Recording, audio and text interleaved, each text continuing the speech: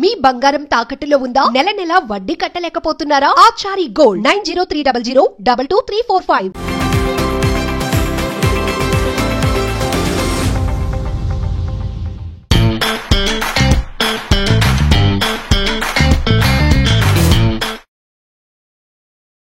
నమస్తే, welcome to morning show. నేను ఆదిత్య. సౌందర్య ఈ పేరు వినగానే మనకి ఇంకా అసలు మాటలు కూడా రావేమో అనిపిస్తుంది. ఎందుకంటే ఆమె అందం కానీ, ఆమె అభినయం కానీ, ఆమె నటన కానీ అసలు ప్రత్యేకంగా మనం మాట్లాడుకోవాల్సిన అవసరం లేదు. ఎందుకు ఇప్పుడు ఆవిడ గురించి మాట్లాడుతున్నానంటే, ఆవిడ చనిపోయి చాలా సంవత్సరాలు అయినప్పటికీ కూడా ఆవిడ సినిమాలు ఇప్పటికీ మన ముందు అలా చూస్తుంటే ఏదో ఒక తెలియని హ్యాపీనెస్. సో ఒక్కసారి ఆమె సినీ జీవితం గురించి ఒకసారి గుర్తు చేసుకునే ప్రయత్నం చేద్దాం. ప్రస్తుతానికి మనతో పాటు స్టూడియోలో ఉన్నారు ప్రముఖ సీనియర్ జర్నలిస్ట్ అండ్ అనలిస్ట్ మహర్షి గారు. సార్తో మాట్లాడి మన విషయాలు తెలుసుకుందాం. సార్ నమస్కారం. సార్ నమస్తే ఆదిత్య. సార్, సౌందర్య గారి గురించి మాట్లాడుకునే సందర్భం ప్రత్యేకంగా అవసరం లేదేమో, ఎందుకంటే ఆవిడ చేసినటువంటి సినిమాలు అలాంటివి. ఒక్కసారి ఆవిడ సినీ జీవితం గురించి మీ మాటల ద్వారా. అంటే సౌందర్య గారు నిజానికి అంత యాక్టర్ అంటే ఏమంటారు, అభినయము అందము అన్నారే, ఆ రెండు కలిసి ఉండడం అనేది కూడా చాలా పెద్ద విషయం. ఎస్, ఎందుకంటే ఆ గ్యాప్ ఎంత ఉందంటే మనకి, ఇప్పుడు జయసుధ గారు ఇంత మునుపు సావిత్రి గారు ఉండేవాళ్ళు. సావిత్రి గారి గ్యాప్ని వాణిశ్రీ గారు పూడ్చారు. వాణిశ్రీ గారి తర్వాత ఆ గ్యాప్ని జయసుధ గారు పూడ్చారు. జయసుధ గారి తర్వాత సౌందర్య వచ్చారు.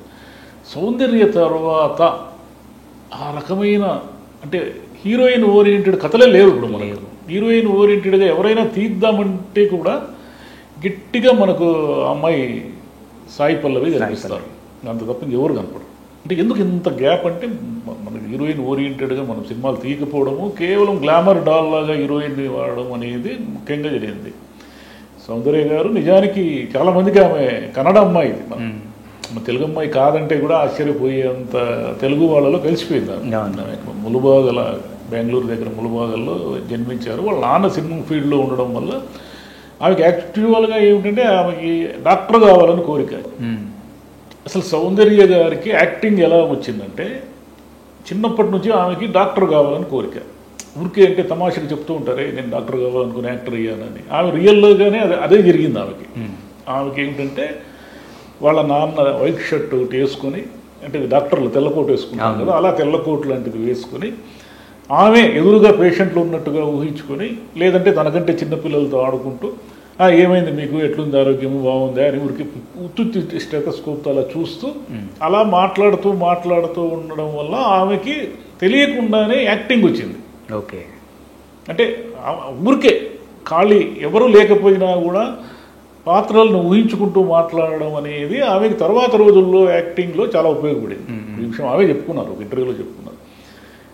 ఆమె చదువు మీద విపరీతమైన శ్రద్ధతో ఉన్నప్పుడు ఏమైందంటే, వాళ్ళ నాన్నగారి స్నేహితులు ఎవరో చూసి, ఈ అమ్మాయి మా సినిమాలో మంచి వేషం ఉంది, ఈ అమ్మాయి సెకండ్ హీరోయిన్గా, ఈ అమ్మాయిని యాక్ట్ చేయమనంటే ఈ అమ్మాయి ఒప్పుకోలేదు.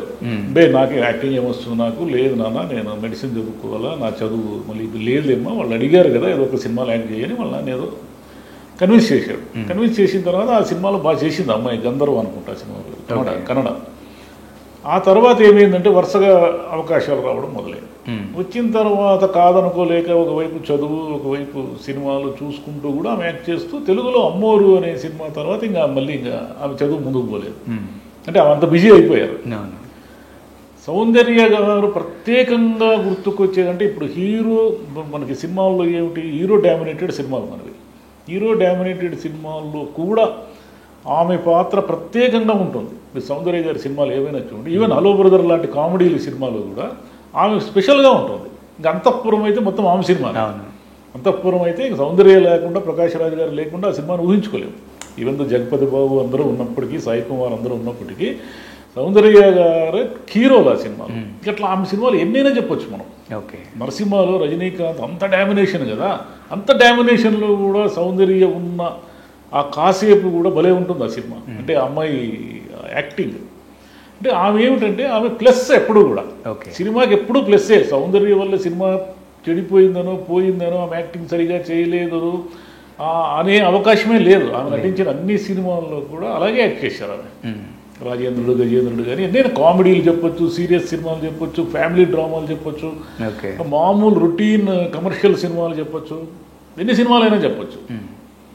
ఆమె కెరీర్ పీక్లో ఉన్నప్పుడు కూడా ఆమె చాలా సోషల్ యాక్టివిటీస్ చేశారు. ఓకే. అంటే వాళ్ళ ఊర్లో స్కూల్ కట్టించడం కానీ, అంటే ఎప్పుడు కూడా ఆమె ఏదో ఒకటి చెయ్యాలనే తప్పనున్న ఉమెన్.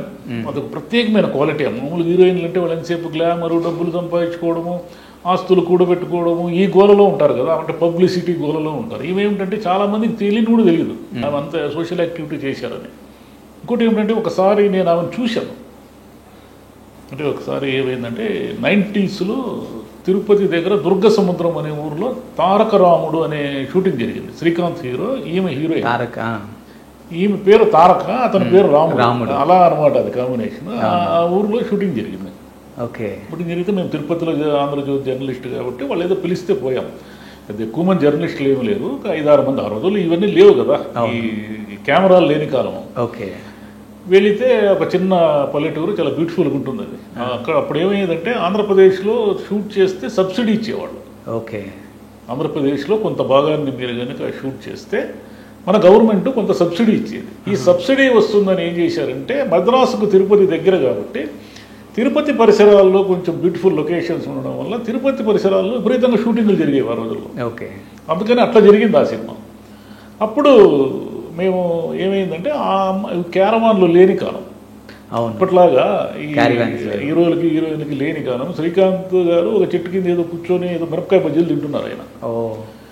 మాకేమంటే సౌందర్యాన్ని ఎప్పుడు చూడాలని. సౌందర్య అంటే అప్పుడు గ్లామరస్ హీరోయిన్ కదా. ఒక చిన్న ఇంట్లో, ఆ ఊర్లో చిన్న ఊరు అది, అదేమి ఒక మామూలు ఇల్లు, అది మధ్యతరగతి మామూలు ఇంట్లో ఆ అమ్మాయికి ఏదో డ్రెస్, మేకప్కి దీనికి స్పేస్ ఇచ్చారు. స్పేస్ ఇస్తే మేము వెళ్ళంగానే మంచి చక్కటి తెలుగులో పలకరించారు ఆవిడ.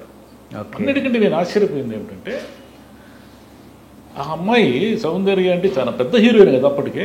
అక్కడున్న ఆడపిల్లలతో, ఆ ఇంటి ఆడపిల్లలతో, ఆ ఇంట్లో 14-16 ఏళ్ళ వయసు ఆడపిల్లలు ఒక 4-5 ఉన్నారు. వాళ్ళతో ఎంత కలిసిపోయినానంటే వాళ్ళు అక్క అక్క నా వెంట తిరుగుతున్నారు. ఈ అమ్మాయి కూడా ఏమిటంటే తానకు చాలా కాలంగా వాళ్ళు తెలుసు అన్నట్టుగా వాళ్ళతో మాడుతూ ఉంటాను. ఏమో పోజులు గీజులు ఏమి లేకుండా నార్మల్గా వాళ్ళు ఏదో అడుగుతూ ఉంటే ఏదో చెప్తూ ఉంది. ఒకవైపు మేకప్, అతను మేకప్ చేస్తూనే, మేకప్ దీంట్లో ఉంటూనే, అంటే సినిమా పనిలో ఉంటూనే వాళ్ళతో ఆ కుటుంబంతో కలిసిపోవడం. ఒక మామూలు మధ్యతరగతి కుటుంబం, అదే భూస్వాముల కుటుంబము, ఏదో జమీందారుల కుటుంబము కూడా కాదు. సాధారణమైన మధ్యతరగతి కుటుంబంలో ఒక ఇల్లు ఆమె కోసం స్పేస్ కేటాయిస్తే వాళ్ళని అంత గౌరవించారు. ఆమె అంత గౌరవించారు. ఆ తర్వాత షూట్ స్టార్ట్ అయింది. షూట్ స్టార్ట్ అయినప్పుడు ఒక చౌరస్తా లాంటి చోట శ్రీకాంత్, సౌందర్య నిలబడి ఉంటారు. ఈ 4 వైపుల నుంచి విలన్లు వస్తారనమాట. ఒకటి జీప్లోను, ఒకటి బైక్లోను ఇలా వచ్చి వీళ్ళని చుట్టుముడతారు. అది షార్ట్. అక్కడ ఏమిటంటే ఒకతను యాక్టింగ్ వచ్చాడు కానీ చిన్న క్యారెక్టర్ విలన్ వేయడానికి, అతనికి బైక్ నడపడం రాదు సరిగా. ఆ బైక్ నడుపుతూ కరెక్ట్గా వీళ్ళ దగ్గర ఆగాలి అతను. వీళ్ళు ఈ షాట్ రెడీ అవుతుంది, అతను ఏదో ఒక తప్పు చేస్తాడు. ఏదో ఒక తప్పు చేస్తాడు, మళ్ళీ రిపీట్. ఏదో డైలాగ్ చెప్తుంది, డైలాగ్ చెప్పారు, మళ్ళీ మొత్తం రీటేక్ చేస్తున్నారు. కానీ ఎన్ని రీటేక్లు, అతని వల్ల అన్ని రీటేక్లు అయినా కూడా శ్రీకాంత్ అయినా సరే, సౌందర్య గారు అయినా సరే, ఎంత స్మైలీగా, మామూలుగా, నార్మల్గా, ఏం పర్లేదు ఇంకోటి తీసుకోండి ఏమవుతుందో. ఆ రోజుల్లో ఈ ఫిలిం కూడా ఇంకా ఈ డిజిటల్ వచ్చినట్లేదు. ఆ రోజు అంత ప్లెజెంట్గా ఉన్నారు. ఆమెను చూస్తే మనకు ఏదో దాన్ని ఏమంటారు, ఒక సౌందర్య రాశిని చూసినట్టుగా కాకుండా ఒక మంచి మన పక్కింటి తెలుగమ్మాయిని చూసినట్టుగా అనిపించింది ఆ రోజుల్లో. అంటే ఆమె సినిమాలు కూడా అలాగే ఉంటాయి కదా. కానీ అన్ఫార్చునేట్లీ ఏమిటంటే ఇంకా చాలా కాలం ఉండాల్సిన ఆమె పాలిటిక్స్లో రావాలని కోరుకున్న. అప్రాక్సిమేట్లీ ఎంత వయసు ఉండొచ్చు సార్ చనిపోయే టైంకి? ఎక్కువ ఏం లేదు, అంత 30లో 28 ఏళ్ళు 30 ఏళ్ళకే చనిపోయారు. చిన్న వయసులో అంతే. సినిమాలు కూడా అప్పుడు ఆమె కొంచెం తగ్గాయి, వేరే కొత్త హీరోయిన్లు రావడం వల్ల తగ్గినా కూడా ఆమె కన్నడలో, ఇక్కడంతా కన్నడలో ఆమె పేరుతో అవార్డు కూడా ఉంది. ఆమె పేరుతో హీరోయిన్లకు అవార్డు కూడా ఇస్తున్నారు. మనం తెలుగు వాళ్ళు మనం పట్టించుకోలేదు. కానీ తర్వాత ద్వీప అనే ఒక సినిమా యాక్ట్ కూడా చేశారు ఆమె. తర్వాత ఏదో డైరెక్షన్ కూడా చేయాలని ఉండింది. ఈలోగా ఆమె చిన్నప్పటి నుంచి వాళ్ళ ఇంట్లో కొంచెం ఆర్ఎస్ఎస్ వాతావరణము, బీజేపీ వాతావరణము ఉండింది, ప్రో బీజేపీ అనమాట. అందుకని ఆ పార్టీలో పనిచేయాలని కొంత ఏదైనా, అంటే మనము ఇండిపెండెంట్గా ఉంటే ఏమవుతుంది, ఒక పార్టీలో ఒక పాలిటిక్స్ అండగా ఉంటే మనం చాలా పనులు చేయొచ్చు. అంటే ఏదైనా ఒక పదవిలో ఉన్నా లేదా ఒక పొలిటికల్ పార్టీలో ఉన్న మనం చేయడానికి ఎక్కువ అవకాశాలు ఉంటాయనే ఉద్దేశంతో ఆమె బీజేపీ తరఫున ప్రచారం చేయడానికి ఇక్కడే మన ఆంధ్రప్రదేశ్ వస్తూ వరంగల్ వస్తూ ఆమె అక్కడే బెంగళూరులో ఇమ్మీడియట్గా చనిపోయారు. అంటే ఇమ్మీడియట్ మీన్స్ అది అసలు ఎగిరి పోలేదు ముందుకి. చిన్న ఫ్లైట్ ఏం జరిగిందంటే ఆ జక్కూరు అనే దీంట్లో నుంచి అంటే విమానాశ్రయం నుంచి బయలుదేరింది. అది బయలుదేరినప్పుడు ఏమైందంటే ఆ పైలట్ ఇండిపెండెంట్గా ఎక్కువ గంటల అనుభవం లేదు అతనికి. ఓకే. అయితే మామూలుగా ఏమిటంటే నడిపేయచ్చులే అనుకున్నారు అతను. కానీ ఆ విమానంలోని ఇంజన్లోనే ఏదో లోపం ఉంది. లోపం ఉండడం వల్ల ఏమైందంటే ఎప్పుడు విమానం ఏమవుతుందంటే వేగంగా పోతూ ఉంటేనే, లేదంటే ఏమాత్రం తేడా వచ్చినా అది ఒక రాయిలాగా అలా కింద పడిపోతుంది. ఓకే. ఆ విమానం కూడా ఏం జరిగిందంటే అది విమానం కింద పడినా కూడా మెల్లిగా అది ల్యాండ్ అయ్యే అవకాశం ఉంది.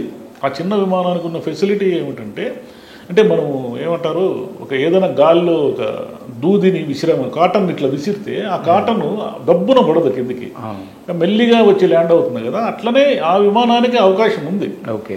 అవకాశం ఉన్నప్పుడు కూడా అది ఎందుకు అలా జరిగిందో తెలియదు. పైగా మైదానంలో పడిపోయింది అది. అవును. అది ఏదో దీంట్లో ఇళ్ల మీద ఇంకెక్కడ పడలేదు, మైదానంలో ఈజీగా ల్యాండ్ అయ్యే అవకాశం ఉన్నప్పటికీ కూడా కుప్పకూలిపోవడం వల్ల ఏమైందంటే ఫ్లేమ్స్ వచ్చేసి ఇంకా కాపాడే అవకాశం లేదు. ఆమె వాళ్ళన్న ఇద్దరు స్పాట్ డెడ్ అనమాట. అంటే మంటల్లో ఇంకా విమానంలో విపరీతమైన ఫ్యూల్ ఉంటుంది కదా, విమానం ఎగరడానికి సరిపడే ఫ్యూల్ చాలా ఉంటుంది. ఆ ఫ్యూల్ అంతా ఒకసారి బర్న్ అయితే ఇంకేం బతుకుతారు మనుషులు, మధ్య ఛాన్సే లేదు. అలా విషాదంగా చనిపోయారు. అట్లా చనిపోయి ఉండాల్సింది కాదు. అంటే ఏ మనిషి అయినా అట్లా చనిపోకూడదు, సౌందర్య గారనే కాదు. సార్ ఆవిడ సినీ జీవితం కానీ ఆవిడ పర్సనల్ లైఫ్ కానీ రాజకీయానికి సంబంధించి ఇవంతా చూస్తుంటే ఒక స్పాన్ ఆఫ్ టైంలో ఆకాశం నుంచి ఒక నక్షత్రం ఇలా పడి మళ్ళీ తిరిగి తన గమ్యానికి చేరుకుందేమో అన్నట్టుగా అనిపిస్తుంది.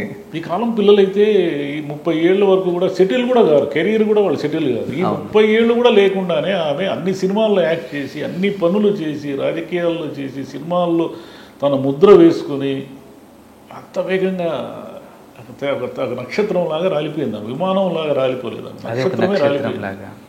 సౌత్ ఇండియా అంతా కవర్ చేశారు సార్ సినిమా పరంగా. ఆవిడ కన్నడలో చేశారు, తెలుగులో మనకు తెలిసి చాలా చేశారు, తమిళ్లో చేశారు, మలయాళంలో కూడా చేసినట్టున్నారు. ఓకే. గుర్తు పెట్టుకోదగిన అంటే చాలా అంటే యాక్టింగ్ ప్లస్ గ్లామర్ రెండు కలగలిసి ఉండడం అనేది ఆమె ప్లస్ పాయింట్. ఎంత సింపుల్గా చేస్తారంటే యాక్టింగ్ కూడా మీకు లౌడ్గా అరవడం ఇవన్నీ ఉండదు. ఆమె యాక్టింగ్ కూడా ఏముంటుందంటే చాలా ఎక్స్ప్రెషన్ అనమాట ఫేస్. మీకు నరసింహలో ఎప్పుడైతే ఆ ఇంటి పని మనిషిగా ఉన్న రజనీకాంత్ తనను సెలెక్ట్ చేసుకున్నాడని ఆమె లక్ష్మి తాంబూలం తీసుకొని ఆ ఇంటికి వెళ్తే ఆ జమీందారులు అంతా కూడా తమ అమ్మాయిని రమ్యకృష్ణన్ చేసుకుంటున్నారని అనుకుంటున్నప్పుడు నేరుగా సౌందర్య దగ్గరికి వచ్చినప్పుడు ఎక్స్ప్రెషన్ చూడండి, ఎంత అద్భుతమైన ఎక్స్ప్రెషన్ అది. అదే కదా, కష్టం అది. ఎక్స్ప్రెషన్స్ ఇవన్నీ రావాలంటే కొంత జీవితం తెలిసి ఉండాలి. జీవితం పైన ఒక అవగాహన. కానీ అమ్మాయి ఇంటర్వ్యూ చూడండి ఎంత బాగుంటుందో. చాలా మెచ్యూరిటీ లెవెల్స్ చాలా ఉన్నటువంటి అంటే పరిణితి చెందిన ఒక ఉమెన్గా మారుతారు ఆమె. ఒక చిన్న అమ్మాయి అంతా ఒక 28 ఏళ్ళు 25 ఏళ్ళ అమ్మాయి ఇంటర్వ్యూ ఇచ్చేయడానికి ఆమెకు 26 ఏళ్ళు ఉంటాయనుకుంటే అట్లా మాట్లాడరు ఆమె. ఒక్కొక్క వాక్యము కూడా తూకం వేసినట్లు మాట్లాడతారు. దేవుడే అసూయపడేంత అందం కూడా. దేవుడే ఆమెను తొందరగా తీసుకెళ్ళిపోయాడు. పెళ్లి చేసుకుని ఇంకా ఆమె ప్రెగ్నెంట్ కూడా అనుకుంటా ఆ సమయంలో. పెళ్లి చేసుకుని బిడ్డలను చూడాల్సిన సందర్భంలో సౌందర్య గారు అలా మరణించడం అనేది సినిమా పరిశ్రమకే కాదు, మామూలుగానే ఒక అది ఏమంటారు మనం బాగా అభిమానించే ఒక వ్యక్తి కదా. అందుకు ఆ రోజు అంతా చాలా బాధపడ్డారు జనం. చాలామంది చాలా ఇళ్లలో అదే టాపిక్, సౌందర్య చనిపోయారు అంటే ఎందుకు బాగా అమ్మాయిని ఎక్కువ ఫీల్ అయినారు. ఎందుకు తమ అమ్మాయి ఏదో చనిపోయినంత బాధపడ్డారు. మేబీ ఆవిడ భౌతికంగా లేరేమో కానీ ఆవిడ సినిమాలు స్టిల్ ఇలా ఉన్నాయి కాబట్టి సినిమా ఇండస్ట్రీ ఉన్నంతకాలం ఉంటుంది. సినిమాలు ఎక్కడ పోతాయి?